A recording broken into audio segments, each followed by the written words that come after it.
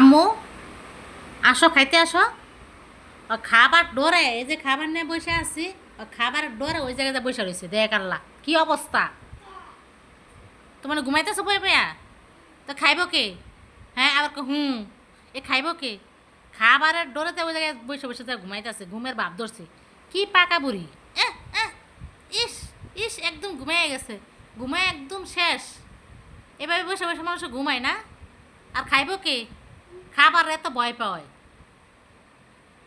তাড়াতাড়ি আসো, আসতে বলছি। বাবা এলে খাইবা? বাবা আইতাতে দেরি আছে, তুমি এখন আসো। বাবা আসবো না সময় হইলে।